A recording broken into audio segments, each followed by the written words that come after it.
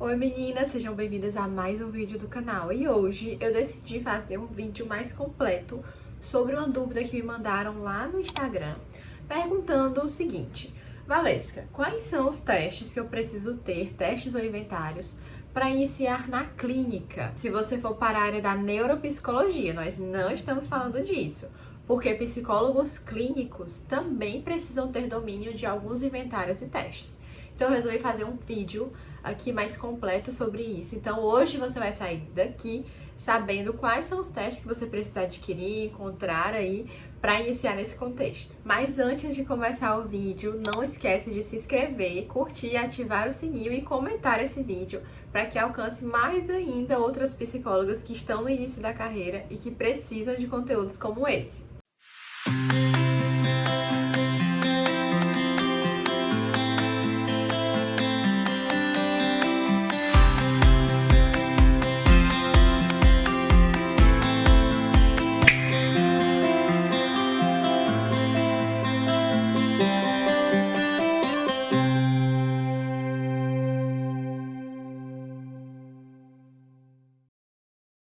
Então vamos começar. Gente, a primeira coisa que eu devo falar pra vocês é que eu separei aqui apenas o básico do extremo necessário. Por quê? Eu entendo que quem tá começando na clínica muitas vezes não tem muitos recursos pra sair comprando brinquedos, testes, enfim, às vezes até o valor, né, do próprio espaço, do consultório, enfim, são muitas coisas para arcar. Então, o que é que eu vou mostrar aqui pra vocês?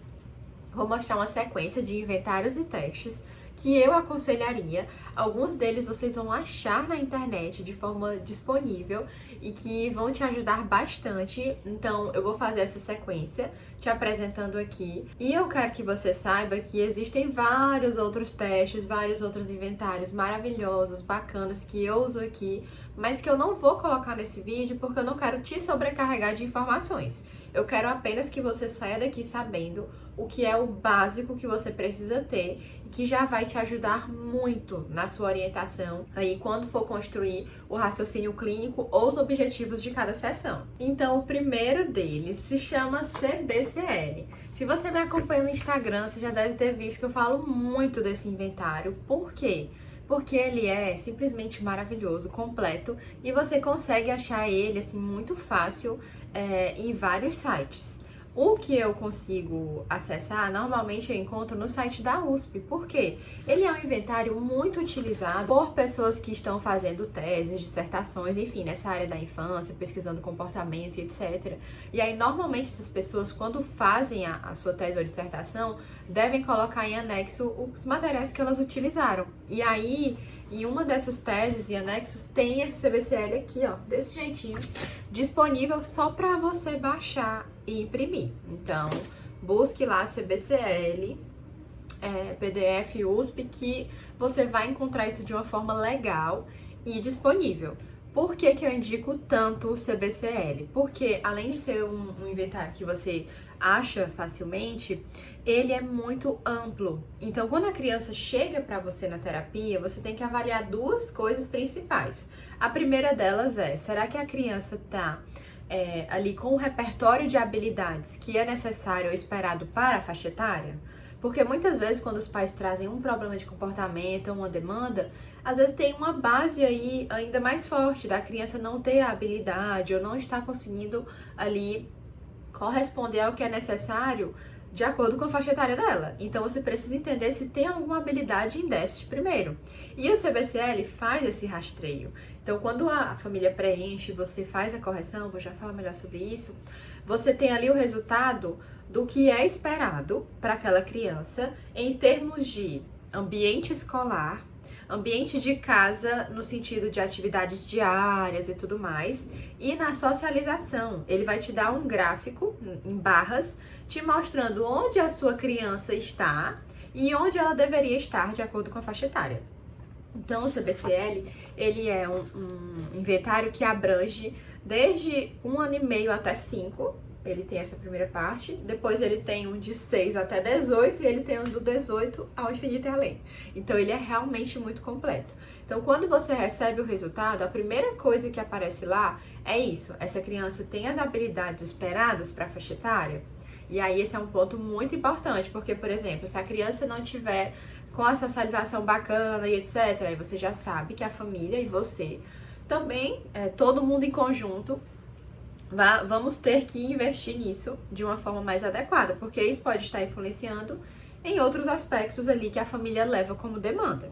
Segunda coisa que o CBCL nos proporciona, além dessa parte de habilidades para entender se a criança está ali na faixa etária do que é esperado, ele também vai te trazer dados se a criança está ali se aproximando ou não de algum transtorno.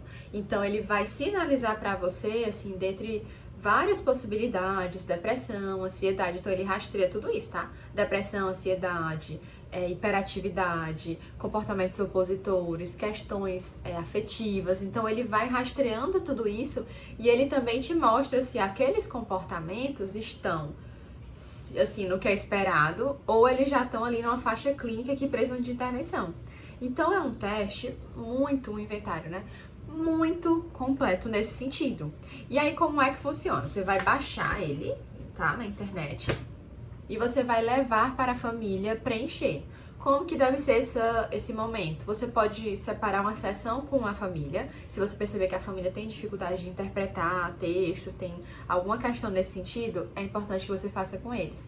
Caso não, enquanto a família está lá na recepção esperando a criança ou o atendimento, você pode entregar, pedir para eles preencherem, ou mesmo em casa e trazer, porque é longo, certo?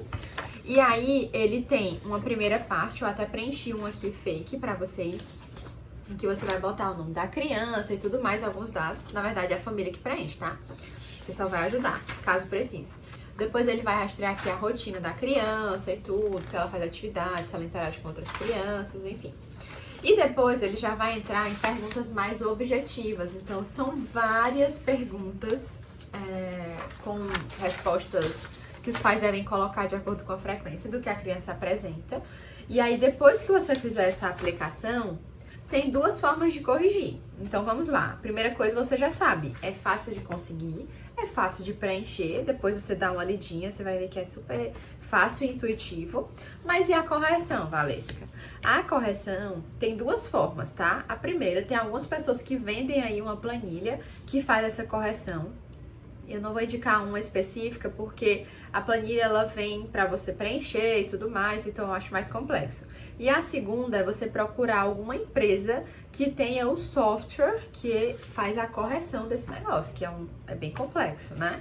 E aí eu costumo procurar uma empresa que faz isso, inclusive eu vou deixar aqui na descrição, uma empresa que não é parceria, tá? Que inclusive eu gostaria, mas não é, que faz esse tipo de correção. Então você só faz escanear, enviar por e-mail, pagar uma taxa que normalmente é R$15 e eles já te enviam aí todos os gráficos bonitinhos e você vai ver e ter essas informações que eu falei pra você antes aqui no começo do vídeo.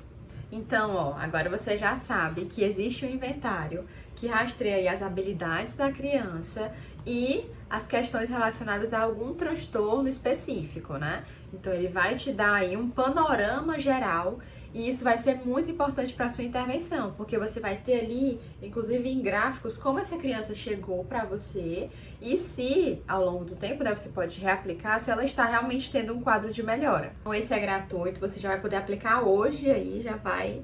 Enfim, hoje ou essa semana você com certeza vai conseguir fazer isso. Isso já vai te diferenciar de muitas profissionais, porque normalmente somente as pessoas que estão aí na área da neuropsicologia costumam procurar o uso de testes e tudo mais.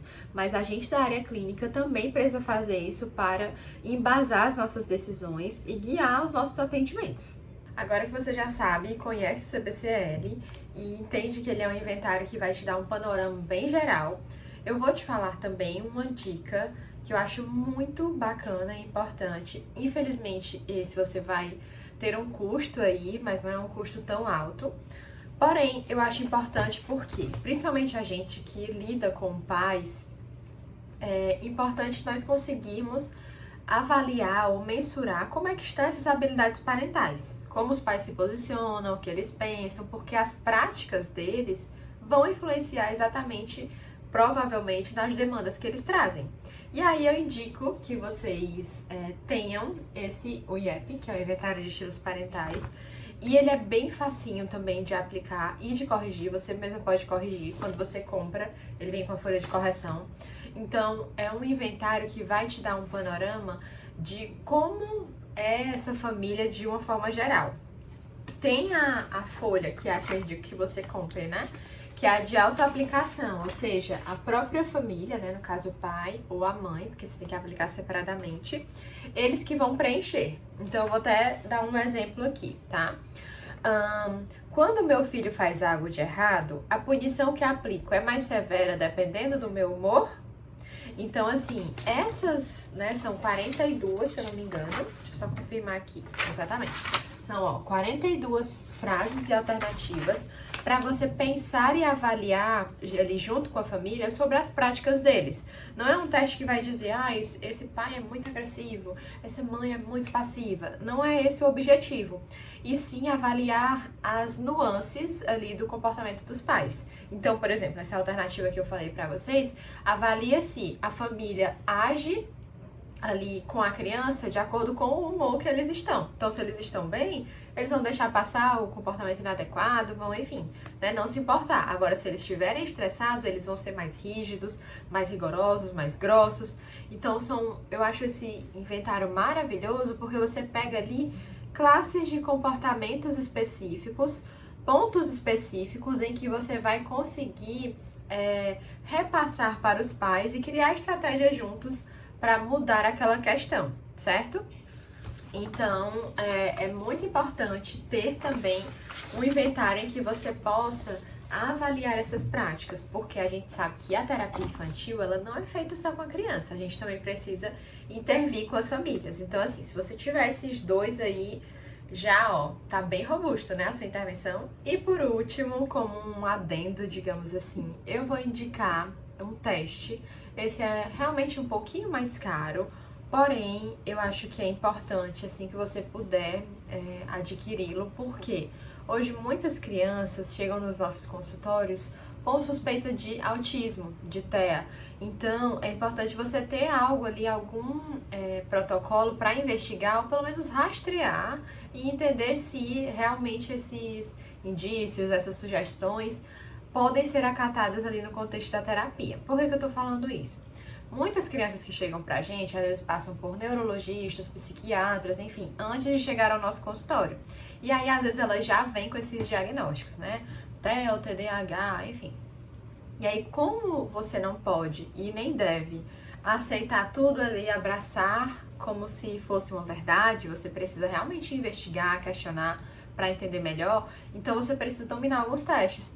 O CBCL, por exemplo, ele abrange essa questão do TDAH, né? TDAH, TOD, transtorno de conduta, ansiedade, depressão, toque. Então você já vai ter um rastreio bacana ali.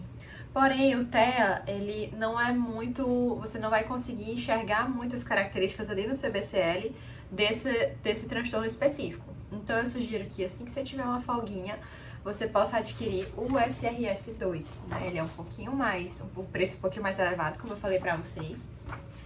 Porém, ele vai te indicar se essa criança tem ali proximidade ou não com relação ao diagnóstico de autismo.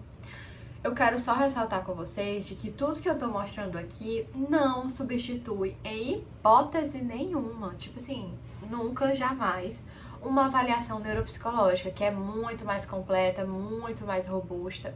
Então, é importante que você faça essas aquisições ou tenha esses materiais, mas entendendo que quando você realmente não, acho que pontuou aqui pra TEA, mas eu considero que seja melhor enviar para um profissional avaliar e etc, encaminhe, porque aí a neuropsicóloga vai aplicar assim baterias e baterias de testes e você vai poder ter mais certeza. Mas nesse caso, o que acontece? Muitas vezes a criança chega ali com indicação, você começa a atender, não percebe ali muitas características, e às vezes você aplica um inventário desse e você vê que, tipo, cara, a criança não tá nem perto de TEA, porque ele recebeu esse diagnóstico, porque ele tá tomando essa medicação, entende? Então, é importante você também questionar, porque às vezes, mesmo sendo um médico, ele não vai fazer um atendimento, nem todos, né? Não estou generalizando, mas nem todos, assim como qualquer classe profissional, nem todo mundo vai dar o seu melhor ou vai fazer um atendimento de qualidade, entende? E os médicos não estão isentos disso. Então a gente precisa ter cautela, até porque nós não podemos basear nossa intervenção só porque alguém encaminhou dizendo que era tal coisa. A gente tem que investigar, aprofundar e pesquisar também. E voltando aqui pro SRS, né? Ele é esse teste com várias perguntinhas, são 65 ao todo, em que a família vai responder se aquela situação não é verdade, algumas vezes é verdade, muitas vezes é verdade ou quase sempre é verdade. Então, são coisas que vão falar a respeito da interação social da criança, da relação dela com o mundo de forma sensorial. Então, é um inventário bem utilizado, inclusive quando as crianças vão para avaliação neuropsicológica, ele é aplicado pela maioria dos profissionais. Então, inclusive a maioria desses testes que eu mostrei aqui para vocês, eles são aplicados e utilizados por pessoas da neuropsicologia também. E aí, depois que a família preenche tudo, o teste mesmo já vem com a folha de correção, ou se você comprar ele online, ele também vai ter a correção por lá, tá? E aí, nesse resultado, ele vai te mostrar se essa criança tem ali proximidade ou não com o TEA e mais ou menos em que nível ela ficaria caso estivesse. Então, ela pontuou 62, então ali é bem no início, né, na margem, então talvez seja de suporte 1, entende? Então ele vai dando esse manejo para você também conseguir entender melhor. E aí, com esses 3, digamos assim, você vai conseguir rastrear bem grande parte das demandas. Não vamos dizer tudo, até porque o intuito foi conversar aqui com vocês e mostrar assim o geralzão para que você não entre crua, sem nada, dentro de um atendimento de psicoterapia. Mas, assim, de forma geral, ao que você consiga avaliar melhor o seu paciente, dar um melhor retorno para a família. Então, sempre pense assim, né? Tipo, a família vendo você apresentando o gráfico e mostrando, olha, aqui a gente se encontra, né, com uma criança com um nível alto de ansiedade, então a gente precisa fazer intervenções nesse sentido. A minha sugestão é que nananana. Então, assim, você vai se mostrando uma profissional capacitada, né? Você chega com gráfico, chega com ali tabelas, objetivos terapêuticos, os pais vão ficar, meu Deus, essa psicóloga é tudo. Então, assim, foquem nisso. Eu sei que parece ser muita coisa, mas eu quero que vocês acalmem o coração, que a nossa prática é assim mesmo. Mesmo que a gente tenha visto e estudado bastante na faculdade, muitas coisas a gente vai aprender realmente ali na prática, não importa a faculdade que você tenha se formado. E isso é normal, é natural. É o que eu sempre repito aqui. Os pais, eles não vão achar ruim uma profissional que, embora não saiba, diga, sei lá, se os pais trouxerem uma dúvida, certo, pessoal, nesse momento, esse ponto específico eu vou avaliar melhor. Mas eu vou trazer a resposta pra vocês, eu vou estudar e vou pesquisar. Tipo, os pais não vão achar ruim isso, entende? Então é importante que vocês tragam isso para as famílias também e entendam que não é porque você tá começando que você não é uma boa psicóloga. Meninas, e é isso. Espero muito que vocês tenham gostado desse vídeo, desse conteúdo. Comenta aqui se você quer uma parte 2 ou se você quer saber de mais testes ou inventários pra gente pensar e avaliar direitinho e trazer aqui esse conteúdo pra vocês. Então agradeço muito a participação. Um beijo e até o próximo vídeo.